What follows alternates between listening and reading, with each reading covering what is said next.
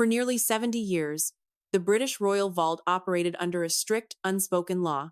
Queen Elizabeth II wielded the greatest jewelry collection on earth not merely to sparkle, but as a silent, highly sophisticated diplomatic weapon.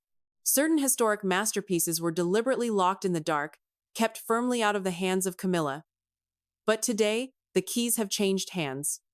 The strict discipline of the Elizabethan era has closed, and Queen Camilla is stepping into the light with the very treasures that were once kept from her.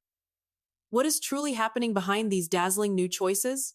We often imagine the royal vault as a limitless, glittering playground, a magical space where a royal lady simply points a gloved finger and a priceless masterpiece gracefully appears. But the truth behind those heavy steel doors is far more grounded and complex. Royal jewelry has weight, temperature, and sharp edges of antique platinum and heavy gold that press into the skin. These are physical objects that must be managed by a living woman who carries the heavy history of a nation on her shoulders. To understand the shifting dynamics of the present, we must first decode the past. Queen Elizabeth II managed the royal collection with absolute precision, utilizing her personal collection not merely as decoration, but as a deliberate instrument of communication. Every time a tiara was worn, a clear message was sent. When a historic piece was passed directly to Catherine, or deliberately kept out of reach from Camilla, it was never a matter of simple personal favoritism. It was a highly calculated act of preservation and diplomatic protection.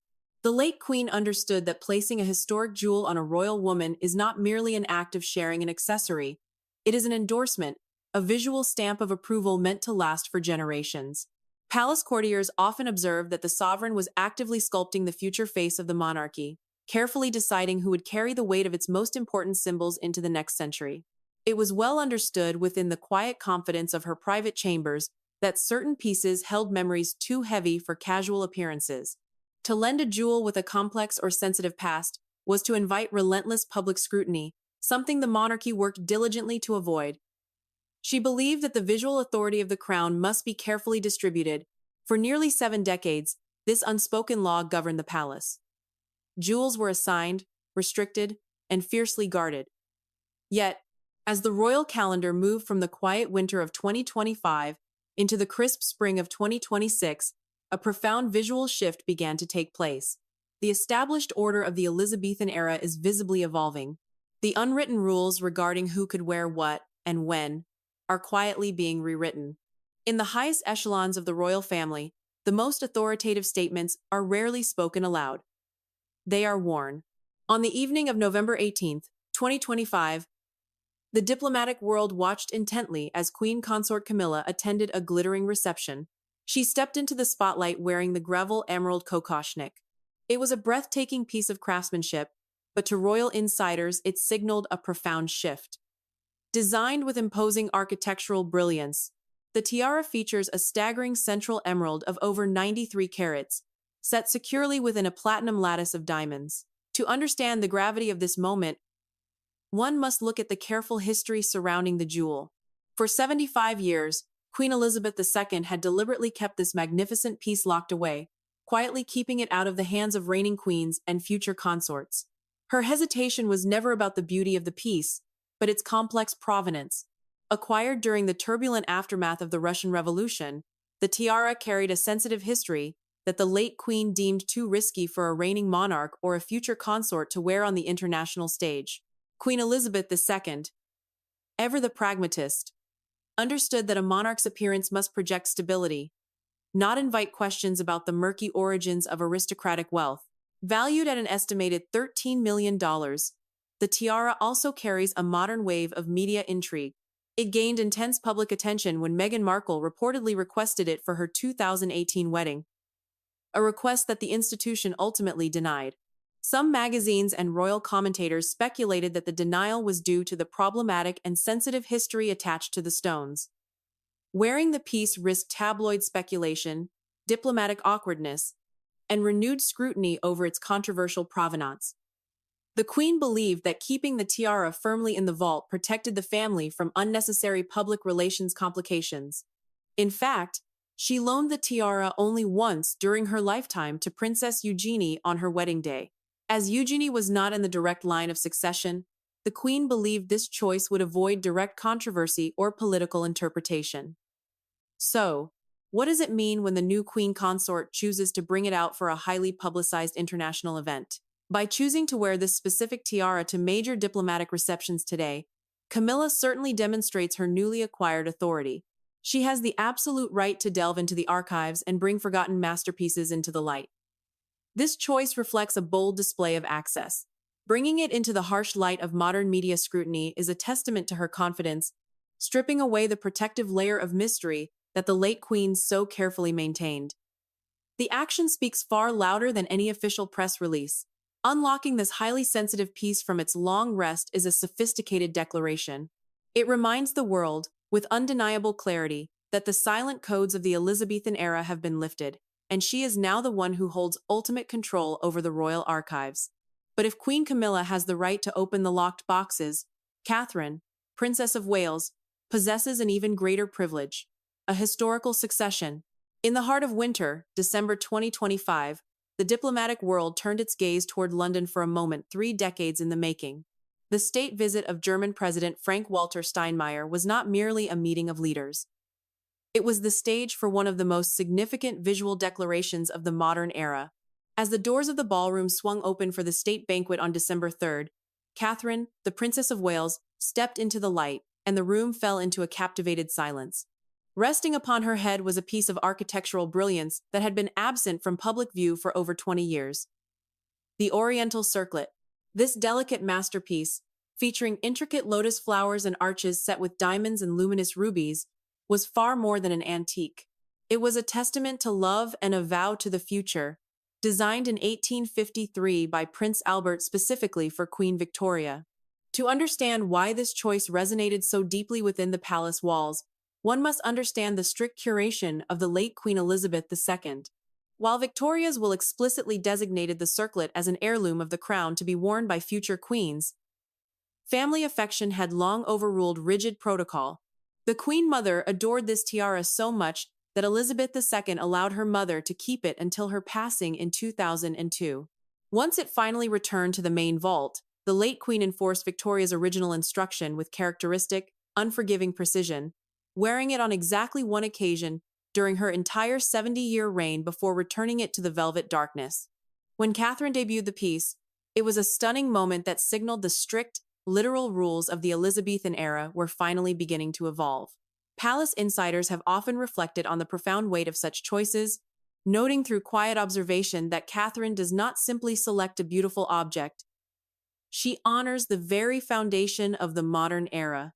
Her choice was steady and confident, a masterstroke of royal signaling that bypassed the immediate generation to anchor her rising star directly to the legacy of the monarchy's greatest matriarchs. This choice served as a silent, powerful response to the shifting dynamics within the royal vault. While others may showcase newly unlocked treasures to assert their current authority and access, Catherine relies on the depth of her long-term entrustment. By wearing a jewel so closely associated with the sovereign's own identity and direct line, she is signaling to the world exactly who is viewed as the enduring future of the crown. As the cameras flashed, it became clear that this was not a casual styling choice but a highly calculated transfer of prestige. Catherine possesses the exact poise and unblemished public standing required to carry such a historic burden forward without being overshadowed by its weight. She was not merely a showcase for the family's wealth. She was the living embodiment of a strategic blueprint laid out for the world to see. In that single evening, the message was unmistakable. While many may hold the keys to the vault, the commanding aura and the quiet grace of a true future queen remain a rare treasure that simply cannot be borrowed. Diamond diplomacy does not stop at the borders of Europe. As we moved into the spring of 2026, the royal vault was once again summoned to serve as a pivotal tool in welcoming some of the world's most powerful leaders. On the 18th of March, 2026, the heavy gates of Windsor Castle opened for a moment of profound international significance. The state visit of Nigerian President Bola Ahmed Tinubu. This was no ordinary diplomatic gathering. It marked the first time a Nigerian head of state had set foot in the United Kingdom for a formal visit in 37 years. In the high-stakes world of international relations, such a long absence demands an occasion of equal gravity, and the royal family did not disappoint. At the state banquet held that evening, The visual language of the monarchy was on full display, revealing a fascinating contrast in how the current and future queens represent the crown. Queen Camilla appeared adorned in a striking array of Cartier diamond and sapphire pieces. Most notably, she wore several Cartier bracelets that had once been the daily staples of the late Queen Elizabeth II, paired with a towering sapphire tiara. This was a clear assertion of her current status. By choosing these specific heirlooms, Camilla was not just accessorizing, she was signaling her rightful access to the family's immense wealth and her position at the very center of the modern reign. It was a bold display of her newly acquired authority to bring the late Queen's personal favorites back into the diplomatic spotlight. However, on that same evening, the Princess of Wales offered a different kind of power. Catherine arrived wearing Queen Mary's lover's knot tiara, a piece that is notoriously heavy, both literally and figuratively. This tiara, commissioned in 1913, consists of brilliant cut diamonds and 19 hanging pearls, and it has become synonymous with the grace required to carry the weight of public expectation. Catherine did not need to search for forgotten treasures or break new ground to command the room. She simply wore the legacy that had been purposefully entrusted to her years prior. While Camilla's look was an exercise in newly acquired access, Catherine's was an exercise in enduring resonance. The global media focus naturally gravitated toward the Princess of Wales, highlighting a profound truth about royal presence. While the keys to the vault and the grandest items the collection has to offer can be inherited, the commanding aura and quiet grace of a true queen are treasures that cannot be simply borrowed. Catherine's presence that night was not just about the brilliance of the stones, but about the woman who had proven herself worthy of their history. This meeting of symbols under the chandeliers of Windsor Castle illustrates the broader strategy of the modern monarchy. Under this new reign, Buckingham Palace is clearly pushing a more active global diplomatic agenda, and jewelry has become its most potent visual catalyst. These consecutive state visits from Germany to Nigeria prove that every diamond fastened and every tiara chosen is part of a meticulously calculated move. The royal archives are being utilized to project continuity and authority, ensuring that the visual narrative of the monarchy remains as strong and vibrant as ever. As we look at these two distinct approaches to the royal collection, it becomes clear that while the vault doors are open, the true weight of history is carried by those who understand the silent, powerful language of the crown. Even though the vault doors have opened, there are still treasures that resolutely remain in silence.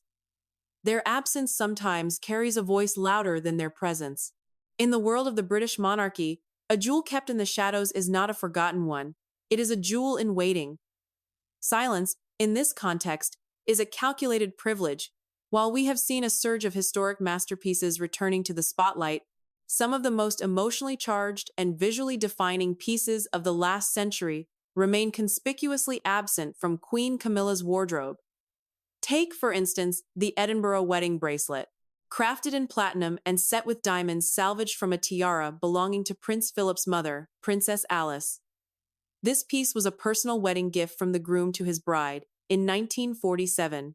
Throughout her 73-year marriage, Queen Elizabeth II fiercely protected this bracelet, treating it not as a state asset, but as a private tribute to the woman behind the sovereign. Despite Camilla's rising position, she has never been seen wearing this deeply personal token. The late queen chose to share it with only one other woman, Catherine. By keeping this piece out of the general rotation, the monarchy draws a distinct line between institutional duty and private devotion. A similar strategy of diplomatic protection surrounds the four-strand Japanese pearl choker. Commissioned from cultured pearls gifted by the Japanese government, its true weight comes from the memory of the woman who made it iconic. Princess Diana. In 1982, the image of Diana wearing the luminous pearls became a global sensation, forever linking the piece to her enduring legacy. The late queen was profoundly aware that allowing Camilla to wear a signature piece so deeply woven into the memory of Diana would be a public relations misstep. It would invite unfavorable comparisons and stir up past controversies that the family has worked diligently to move beyond. Consequently, the choker remained untouched for nearly 20 years before being handed to Catherine, who possessed the poised demeanor required to carry the piece forward into a new, dignified chapter.